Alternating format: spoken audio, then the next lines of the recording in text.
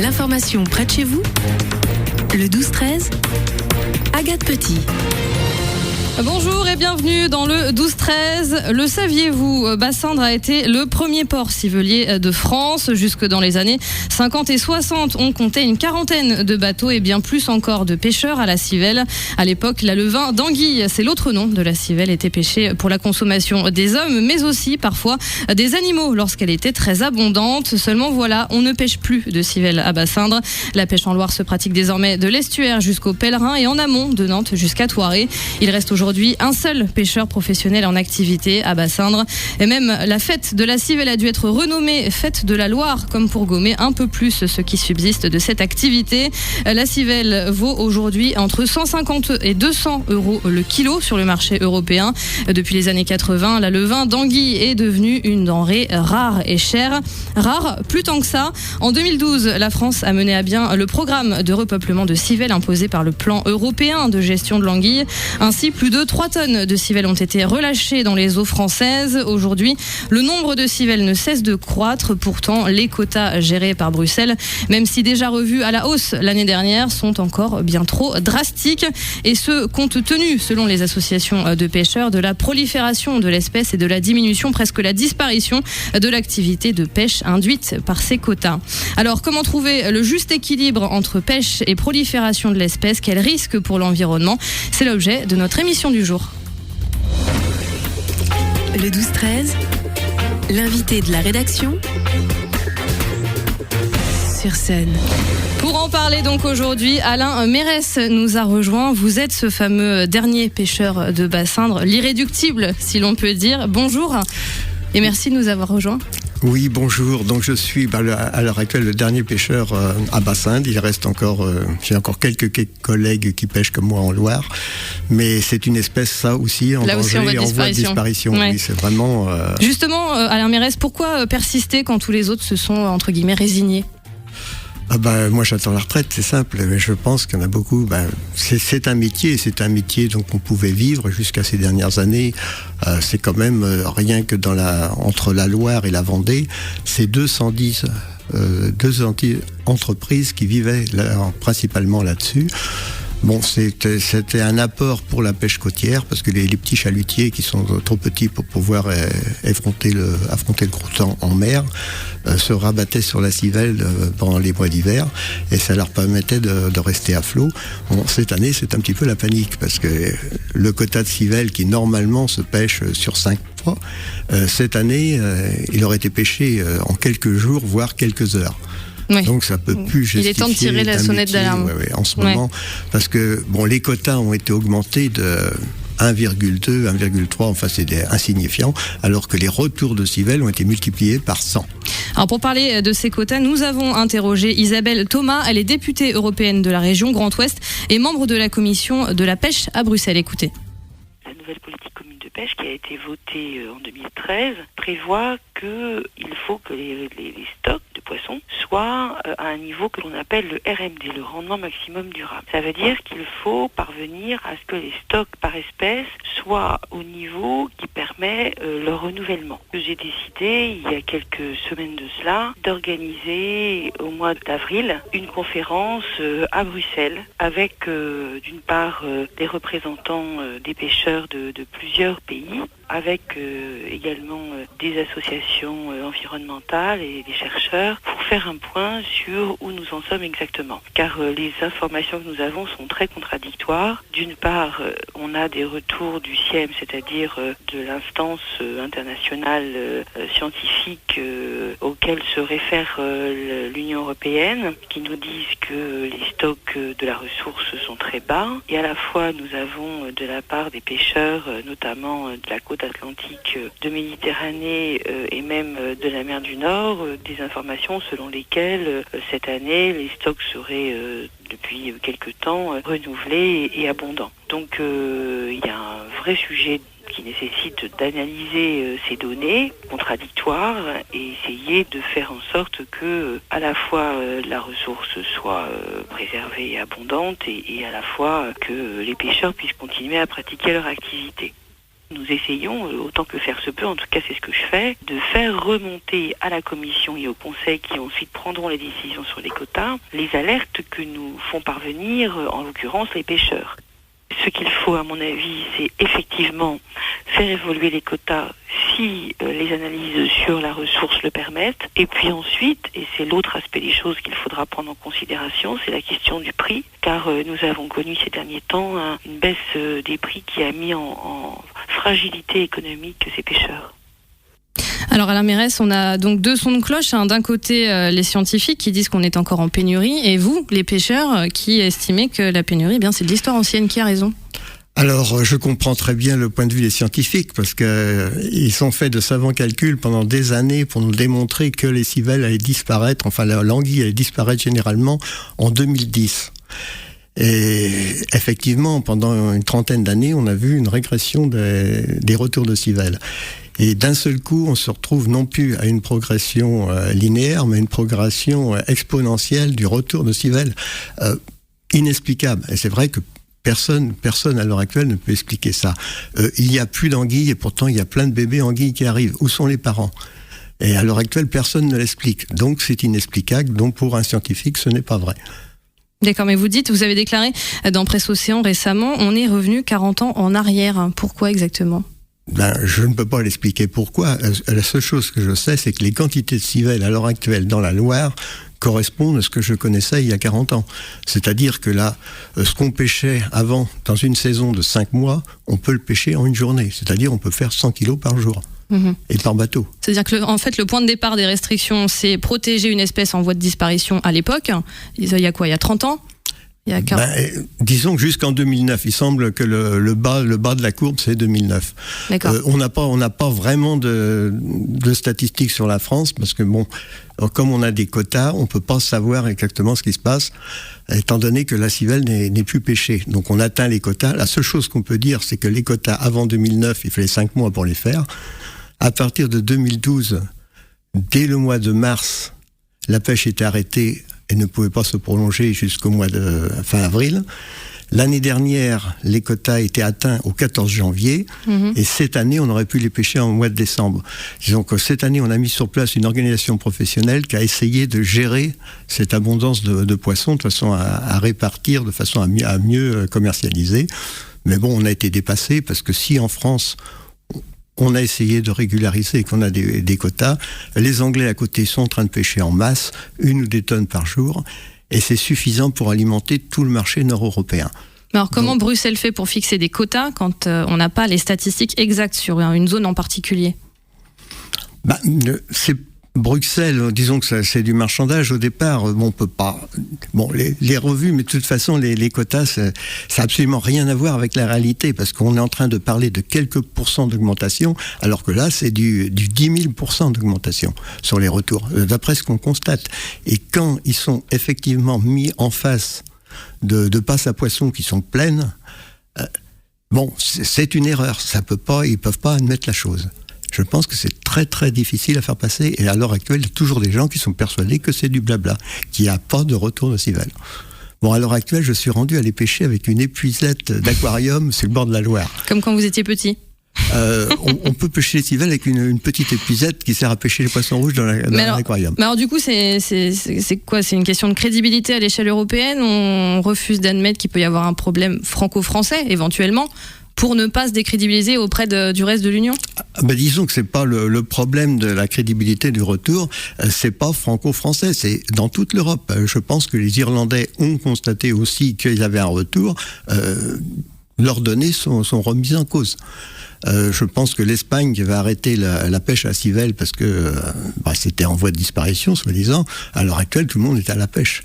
Il n'y a qu'en France où vraiment on a essayé de respecter les quotas, mais ça échappe complètement, et c'est un petit peu la panique à l'heure actuelle, parce que si le poisson est rare à cause des quotas, dans la réalité, il arrive en masse, et les prix se sont effondrés au niveau européen.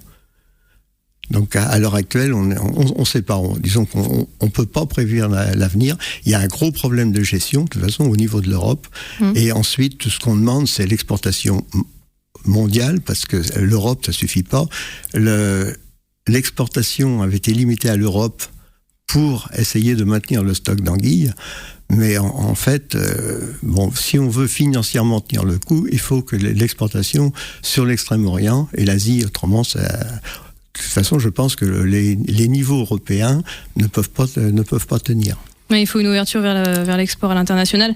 Vous le disiez, on ne peut pas prédire l'avenir, mais vous craignez néanmoins donc que l'espèce considérée jusqu'à il y a peu de temps en danger, on le disait tout à l'heure, ne redevienne envahissante et nuisible. Alors sur quelle échelle de temps exactement ? Est-ce que c'est du court, du moyen, du long terme ? Et quel impact concrètement est-ce que ça pourrait avoir sur l'environnement ? Bon, à l'heure actuelle, vu les quantités qu'il y a dans la rivière, l'impact immédiat, ça va être cette année, entre autres, parce que ces civelles-là, de toute façon, à terme, il y en a 90-99% qui vont mourir, parce qu'elles ne vont pas trouver la nourriture nécessaire pour de telles quantités. Donc, elles vont s'accumuler au pied de barrage, et elles vont crever par tonnes. Et avant, elles vont s'attaquer à tous les autres poissons, donc elles vont s'attaquer à tous les poissons autochtones. Bon, il y a eu un gros effort de fait pour faire revenir le saumon en Loire. C'est certain que toutes ces anguilles, si elles arrivent sur les frayères à saumon, elles vont se régaler. Les saumons vont faire les frais de cette quantité qui arrive. Bon, par contre, il n'est pas dit que toutes ces anguilles pourront rejoindre les têtes de bassin et tous les étangs où les grosses femelles reproductrices retrouvent leur alimentation. Parce qu'elles vont être stoppées sur tous les barrages, tous les barrages en béton. Dans le temps, elles arrivaient à passer, parce que c'était des barrages poids qui servaient pour les lavoirs et autres, avec des pentes à 45 degrés. Donc ça, c'est pour les petites anguillettes, ça leur pose pas de problème. Par contre, les barrages rideaux en béton, ça c'est infranchissable pour une anguille. Oui, puisque finalement, même pour les civelles, l'environnement a changé, il n'est plus le même. Donc, L'environnement a changé, mais dans les années 60 encore, il y avait des repeuplements massifs en anguilles. C'est pour ça que nos collègues du Doubs, entre autres, pêchaient des anguilles, parce que tous les ans, ils mettaient des civelles dans les rivières. Ça faisait que la Saône, le Doubs et tout ça, c'était des rivières qui étaient riches en anguilles, mais à cause de l'alvinage. À l'heure actuelle, vu les prix qui étaient pratiqués les dernières années, à l'heure actuelle, c'était plus possible. Donc, l'anguille, c'est un poisson qui a disparu du Doubs à l'heure actuelle. Par contre, vu le peu de quotas qu'on a, on essaye de maintenir les prix, ce qui est une aberration parce que disons que le produit existe en quantité, on pourrait aisément baisser les prix et réalviner toute la France entière, sans aucun problème. Est-ce que c'était finalement judicieux de réintroduire la civelle en France en 2012 et d'instaurer en même temps des quotas ? Cette surabondance, quand on prend ces deux données-là, elle n'était pas prévisible finalement ? Disons que ce qui était prévu, c'était la disparition, c'était pas le retour, quoi. Et le retour, on s'est aperçu qu'il y avait un retour en 2012. En 2013, c'était flagrant, et en 2014, c'est l'explosion. Alors, vous voulez revoir, vous le disiez, les quotas à la hausse et notamment à l'export. Pourquoi ? Pourtant, ces quotas ont déjà été réévalués. Je le disais tout à l'heure, ils sont passés de 34 tonnes à l'échelle en France en 2012-2013 à 42 tonnes et demie en 2013-2014. Donc, en fait, à quelle hauteur ces quotas ont-ils été réévalués pour la Loire-Atlantique ? Et en fonction de votre réponse, pourquoi est-ce que ce n'est pas assez ? Disons que si on veut réalviner en masse, à l'heure actuelle, le prix de rachat pour la France est de 300 €. Et c'est vrai que 300 €, c'est pas cher pour un poisson d'alvinage, parce que par rapport à un alvin de brochet ou d'un autre poisson, c'est vraiment très bon marché à 300 € le kilo, parce qu'il y a plus de 3000, il y a à peu près 3000 individus dans un kilo. Donc c'est pas cher à l'individu. Par contre, pour un propriétaire d'étang, mettre plusieurs kilos de civelle dans son étang, ça représente un gros investissement quand même. Donc, si les prix étaient moins élevés, ça serait tout bénéfice pour le pêcheur, parce qu'on alvinerait en masse, certainement en masse, et il y a une grosse partie de la production qui partirait pour alviner, pour faire des géniteurs plus tard. Ce serait bénéfique pour le pêcheur et pour l'environnement, du coup ? Je pense que pour l'environnement, ça serait bénéfique. Et la masse de civelle ne resterait pas bloquée dans les rivières, où elle va s'attaquer à tous les migrateurs et puis les alvins de migrateurs. Est-ce que vous diriez qu'il y a un manque de suivi, entre guillemets, de la part de Bruxelles ? Disons qu'il y a un manque de proximité. Je ne pense pas que c'est tellement à Bruxelles, parce que à l'heure actuelle, disons que l'Europe du Nord se débrouille très bien.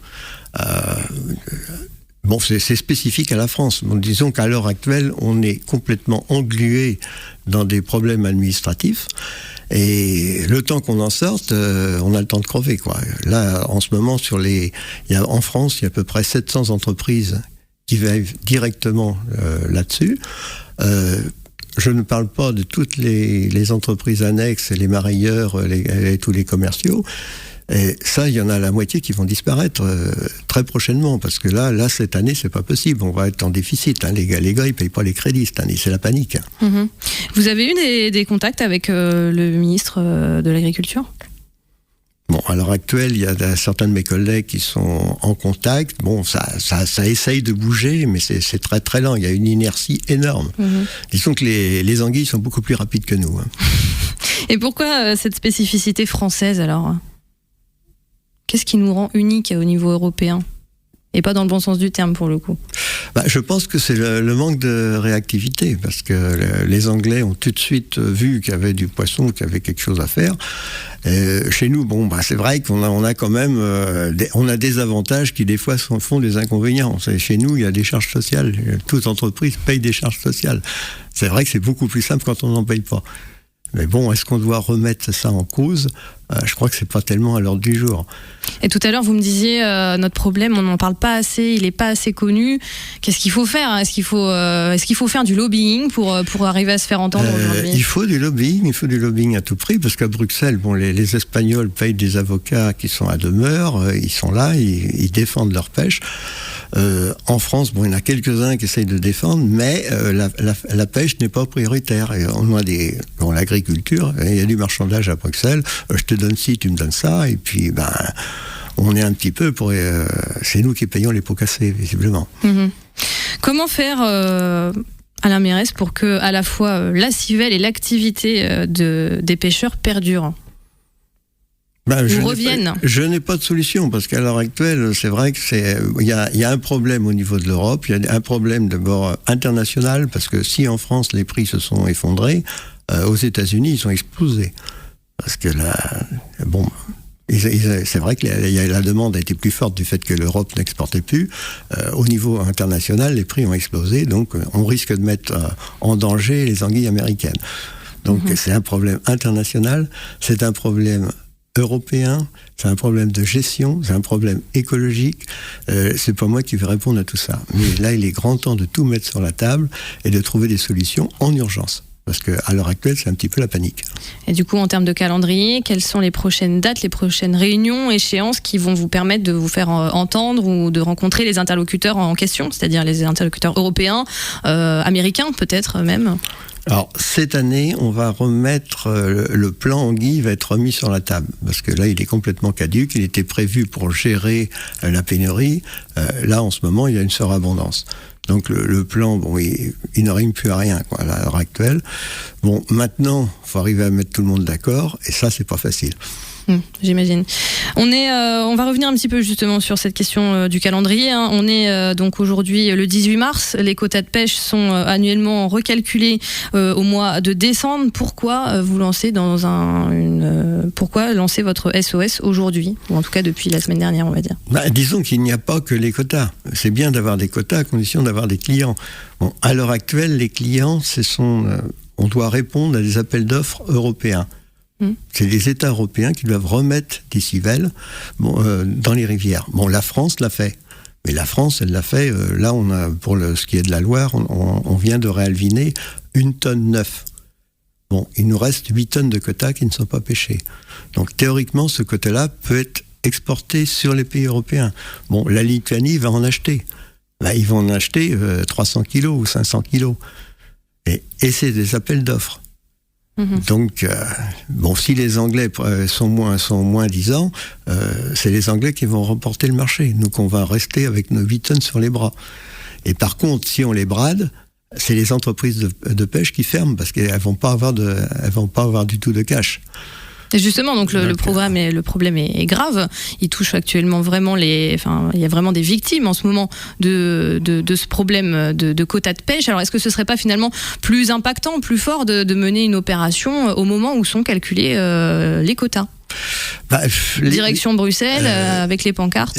Les quotas, à l'heure actuelle, Non, là vraiment, bon, on va demander une augmentation de quotas, mais l'augmentation de quotas ne résout pas tout, parce que au niveau européen, il y a les problèmes de ceux qui en ont pas, carrément, qui pêchent ce qu'ils veulent, donc ils sont aperçus qu'il y a du poisson, ils le pêchent, ils le vendent. En plus, qui ne payent pas de charges sociales, donc c'est des entreprises, ce ne sont pas des entrepreneurs, déjà, ce sont des particuliers qui ont une licence, bon, ça coûte 15 € une licence en Angleterre, et celui qui a une licence pêche légalement les civelles, donc il n'y a aucun problème. Chez nous, on a des charges sociales, c'est beaucoup plus élevé. Donc on ne peut pas se permettre de vendre du poisson à n'importe quel prix. C'est quand même, en fait, le constat, vous me dites si je me trompe, il est là, c'est qu'en gros, il y a des tonnes de civelles à pêcher aujourd'hui dans le département et en France en général, mais vous n'avez pas le droit d'y toucher. À l'heure actuelle, c'est sans doute des centaines, voire des milliers de tonnes qu'il y a dans la Loire. Les pêcheurs, à l'heure actuelle, je vous dis, depuis le début de l'année, c'est quelques heures de pêche ou quelques jours de pêche, c'est-à-dire rien du tout. On aurait pu pêcher des dizaines de tonnes, c'est tout, et même peut-être des centaines de tonnes, mais bon, à l'heure actuelle, on n'y touche pas.